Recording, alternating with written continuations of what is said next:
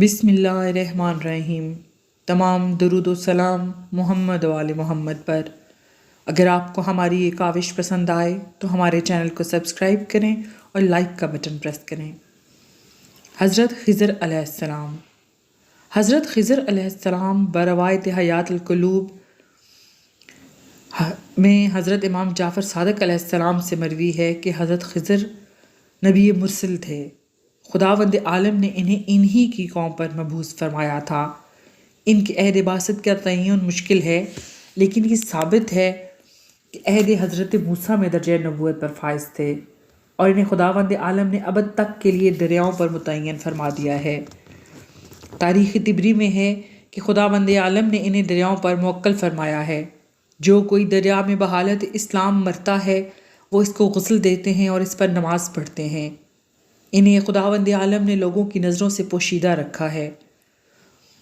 حضرت امام رضا علیہ السلام ارشاد فرماتے ہیں کہ حضرت خضر نے آب حیات نوش کیا ہے، وہ اسرافیل کے سور پھونکنے تک زندہ رہیں گے۔ وہ ہمارے پاس آتے ہیں، ہمیں سلام کرتے ہیں، ہم ان کی آواز سنتے ہیں۔ خداوند عالم نے ان میں یہ طاقت و صلاحیت دی ہے کہ وہ ہر جگہ پہنچ جاتے ہیں جس جگہ ان کا نام لیا جائے، اور نام لینے والے کو سلام کرتے ہیں۔ موسم حج میں مکہ پہنچتے ہیں، عرفات میں وقوف کرتے ہیں، مومنوں کی دعا پر آمین کہتے ہیں۔ بروایت علامہ مجلسی و علامہ جزائری، وہ حضرت قائم آل محمد کی خدمت میں حاضر رہتے ہیں اور ان کے لیے مونس تنہائی ہیں۔ وہ حضرت ذوالقرنین کے ہمراہ بھی رہے۔ حضرت ذوالقرنین جب آب حیات کی تلاش میں نکلے تھے اور سیاحت یا تبلیغ کی خاطر دنیا کا چکر لگا رہے تھے تو حضرت خضر ان کے ہمراہ تھے۔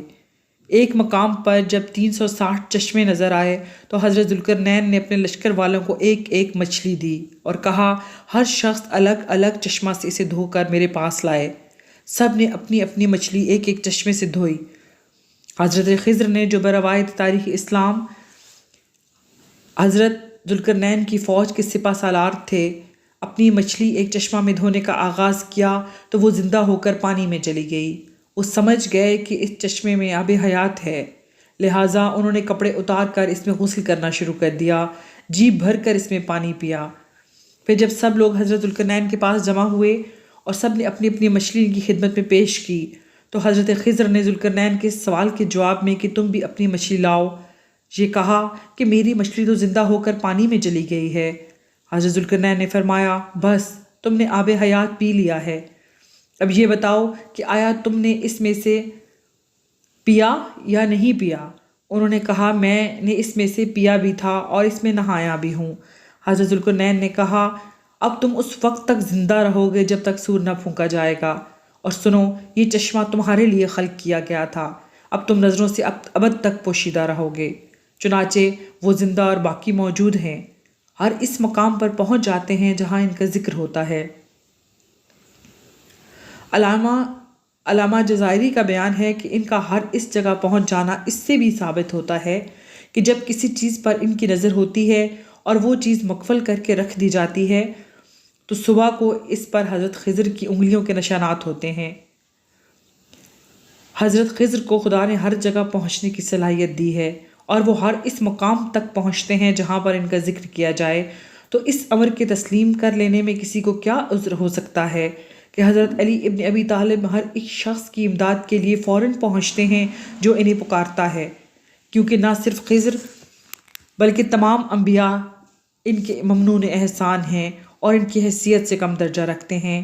حدیث قدسی میں ہے کہ اے محمد، میں نے علی کو علانیہ تمہارا مددگار اور پوشیدہ طور پر جملہ انبیاء کا مددگار بنایا ہے۔ رسول کریم صلی اللہ علیہ وآلہ وسلم فرماتے ہیں کہ میرے اہل بیت میرے علاوہ ساری کائنات سے افضل و بہتر ہیں۔ حضرت خضر کا باپ ملکان بلند پایا بادشاہ تھا۔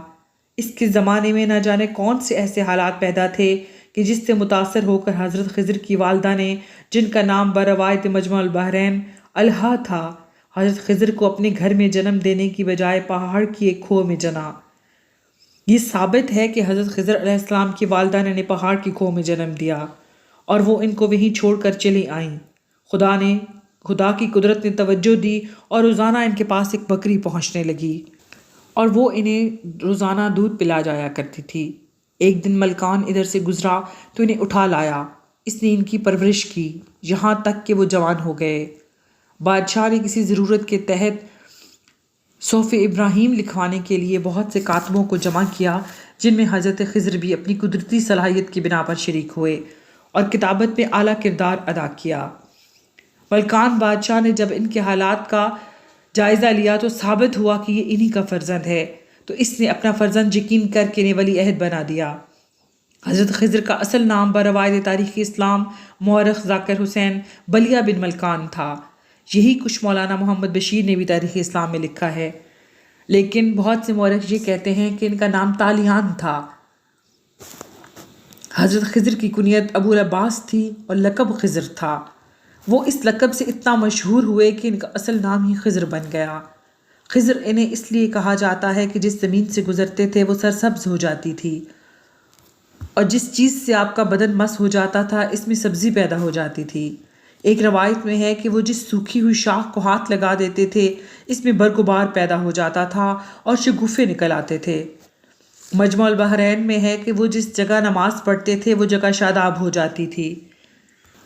حضرت خضر اور حضرت موسیٰ کی ملاقات کا قرآن مجید میں تفصیلی ذکر موجود ہے۔ بعض لوگوں نے حضرت موسیٰ کی تشخیص اور تعین میں اختلاف کیا ہے۔ وہ کہتے ہیں کہ جن موسیٰ سے حضرت خضر کی ملاقات کا تذکرہ قرآن مجید میں ہے وہ موسیٰ بن عمران نہ تھے بلکہ موسیٰ بن میشا تھے، لیکن یہ درست نہیں، کیونکہ اولاً قرآن کی آیت کی تفسیر میں جملہ مفسرین نے یوشع بن نون کا ذکر کیا ہے اور کہا ہے کہ وہ جوان جسے حضرت موسیٰ لے کر تلاش خضر میں نکلے تھے وہ یوشع بن نون تھے، اور یہ بالکل واضح ہے کہ یوشع بن نون حضرت موسیٰ بن عمران کے عہد میں نہ تھے، بلکہ ان کے وسیع و جانشین بھی تھے۔ اس کے علاوہ بروایت طبری حضرت علی، عبداللہ بن عباس اور عبداللہ بن مسعود وغیرہ نے موسیٰ بن عمران کی وضاحت کی ہے۔ نیز علامہ بن علی ابراہیم قمی نے بصراحت لکھا ہے کہ حضرت رسول کریم صلی اللہ علیہ وآلہ وسلم نے اس کی تصدیق فرمائی ہے کہ وہ موسیٰ بن عمران ہی تھے۔ علامہ مجلسی نے بھی یہی کچھ تحریر فرمایا ہے۔ حضرت خضر اور حضرت موسیٰ کی ملاقات کے پس منظر میں مورخین و محدثین کا بیان ہے کہ حضرت موسیٰ ایک دن وعظ فرما رہے تھے۔ دوران معاذ انہوں نے بنی اسرائیل کو خداوند عالم کے احسانات کی یاد دہانی کروائی اور علم کی ایسی ایسی باتیں بیان کی کہ لوگ حیران ہو گئے۔ بروایت طبری ایک شخص نے مجمع میں کھڑے ہو کر کہا، اے موسیٰ، یہ بتائیے کہ خداوند عالم نے آپ سے زیادہ علم بھی کسی کو دیا ہے یا نہیں؟ حضرت موسیٰ علیہ السلام نے فرمایا، اس وقت مجھ سے بڑا کوئی عالم نہیں۔ یہ کہنا تھا کہ اسی وقت خداوند عالم نے جبرائیل کو بھیجا، موسیٰ سے کہہ دو تم سے بڑا عالم ایک میرا بندہ ہے جو مجمع البحرین میں رہتا ہے، تم جاؤ اور اس سے علم سیکھو۔ حضرت موسیٰ نے پوچھا، مالک وہ جگہ کہاں ہے اور ہمیں کس طرح ملے گی؟ فرمایا کہ ایک دریا آذربائیجان کی طرف آتا ہے اور دوسرا یمن اور عدن کی طرف سے، دونوں ایک جگہ مل کر بحر کلزم میں جا گرتے ہیں۔ تم اس مقام پر جاؤ جس جگہ دونوں دریا باہم آغوش ہوتے ہوں، اسی کو مجمع البحرین کہتے ہیں۔ موسیٰ، سنو، تم جو کھانا لے کر مجمع البحرین کی تلاش میں نکلو گے وہ تمہاری رہبری کرے گا اور تم اسی کھانے کے ذریعہ سے میرے بندہ خضر کے پاس پہنچو گے۔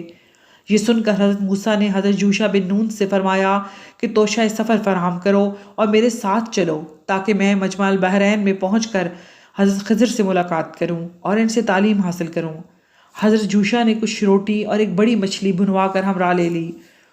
دونوں روانہ ہو گئے۔ جب بروایت روزۃ الصفا 3 دن کی راہ طے کر چکے تو مجمع البحرین پر پہنچے۔ چونکہ سفر طویل تھا اس لیے حضرت موسیٰ تھک چکے تھے۔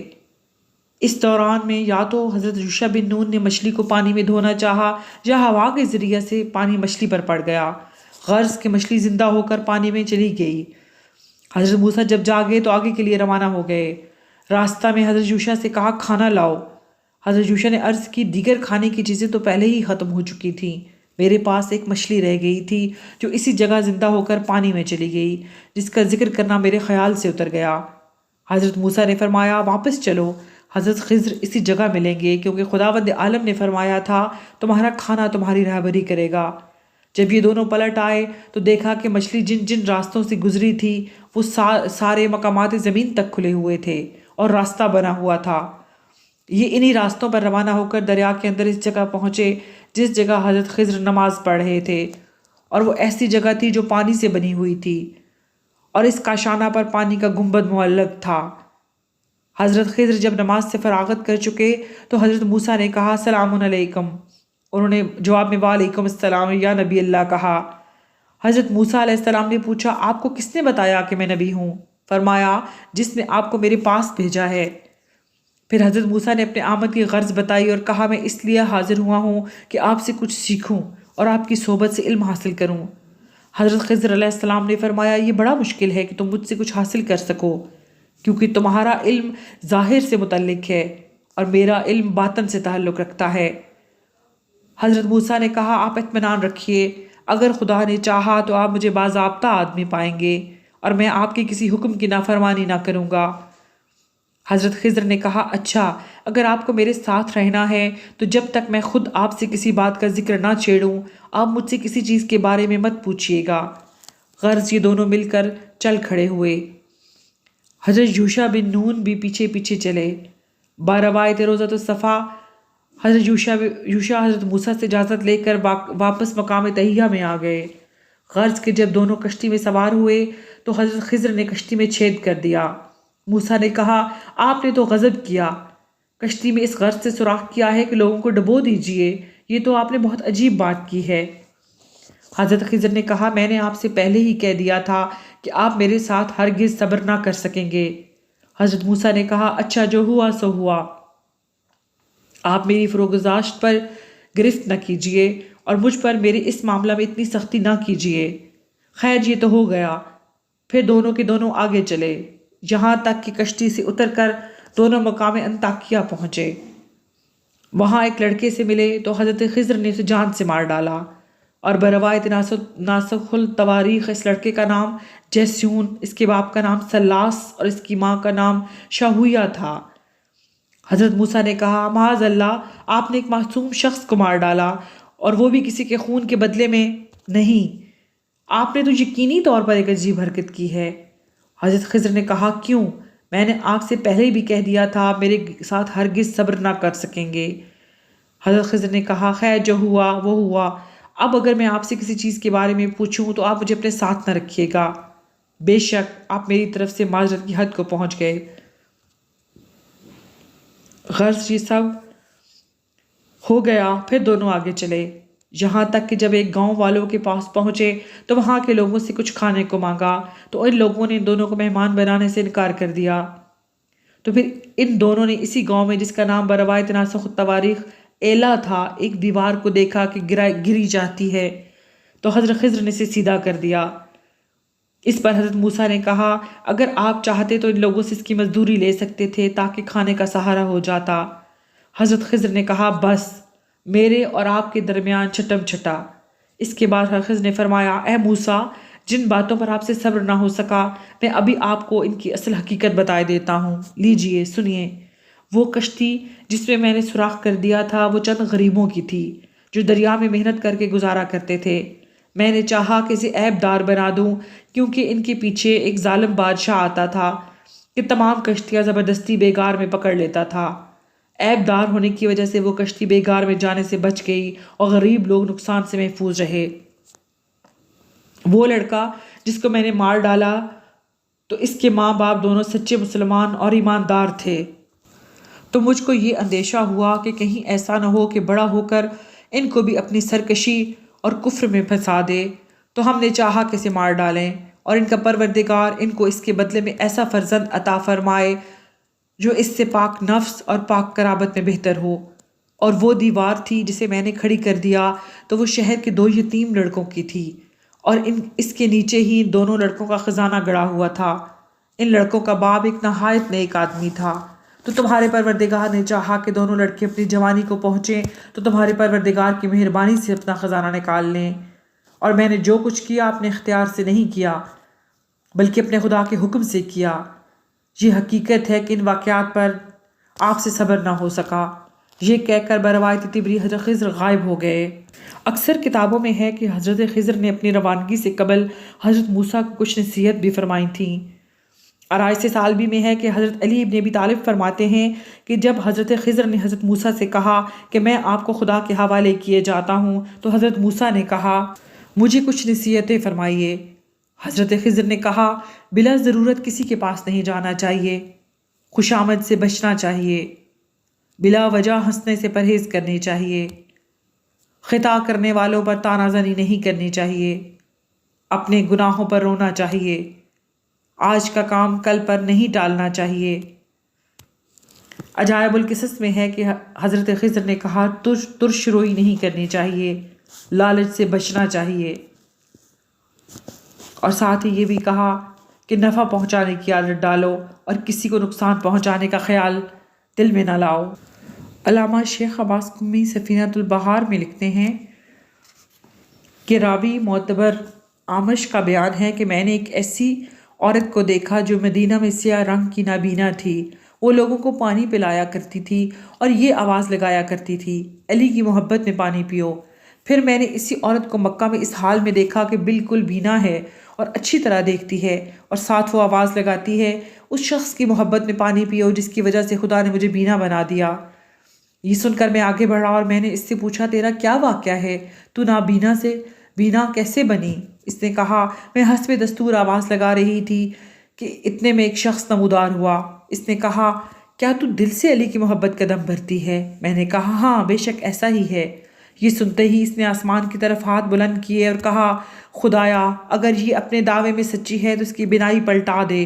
اس کی یہ کہتے ہی میں دیکھنے لگی۔ پھر میں نے اس شخص سے پوچھا تو کون ہے؟ اس نے کہا میں خضر نبی ہوں اور علی ابن ابی طالب کے چاہنے والوں میں سے ہوں۔ حضرت رسول کریم صلی اللہ علیہ وآلہ وسلم نے فرمایا کہ حضرت خضر ایک دن بازار سے گزر رہے تھے کہ ناگہاں ایک سائل نے ان سے سوال کیا اور کہا راہ خدا میں کچھ دیجیے۔ انہوں نے کہا اس وقت میرے پاس کچھ نہیں ہے لیکن میں تجھے مایوس نہیں کر سکتا، تو مجھے کسی کے پاس لے چل اور فروخت کر دے۔ وہ پہلے تو جھجکا، پھر ان کے اصرار سے ان کا ہاتھ پکڑ لیا اور انہیں 400 درہم میں بیچ دیا۔ کچھ دنوں کے بعد انہوں نے خریدنے والے سے کہا تو مجھ سے کچھ کام لیا کر۔ اس نے کہا تم ضعیف آدمی ہو، میں تمہیں تکلیف نہیں دے سکتا۔ انہوں نے اصرار کیا تو کہا اچھا یہ جو پتھر پڑے ہیں انہیں یہاں سے اٹھا کر وہاں لے جاؤ جہاں عمارت زیر تعمیر ہے۔ انہوں نے ایک ساتھ میں بامداد فرشتہ اسے منتقل کر دیا۔ وہ شخص حیران ہوا اور کہا یہ 6 آدمیوں کا کام تھا اور کئی دن کا، تم نے اتنی جلدی میں کیسے کر لیا؟ فرمایا بس کر دیا۔ اسی دوران میں وہ سفر کو جانے لگا تو آپ نے کہا میرے سپرد کچھ کام کرتا جا۔ اس نے کہا میرے بچوں کی حفاظت اور نگرانی کرنا۔ انہوں نے کہا یہ تو میں کروں گا ہی، کوئی اور کام بتا۔ انہوں نے کہا اچھا نہیں مانتے تو اینٹیں بنانا تاکہ میں عمارت میں لگاؤں۔ وہ چلا گیا، واپس آیا تو اینٹیں درکنار، اس کے منشا عمارت بھی تیار تھی۔ اس نے حیران ہو کر پوچھا آپ کون ہیں؟ فرمایا میں تیرا خریدا ہوا غلام ہوں۔ اس نے کہا نہیں سچ سچ بتائیے۔ فرمایا کہ میں خضر نبی ہوں، چونکہ تو نے راہ خدا پر سوال کیا تھا اس لیے میں نے تجھے مایوس نہیں کیا۔ یہ سن کر وہ پیروں پر گر پڑا اور مسلمان ہو گیا اور 4000 دینار دے کر انہیں رخصت کر دیا۔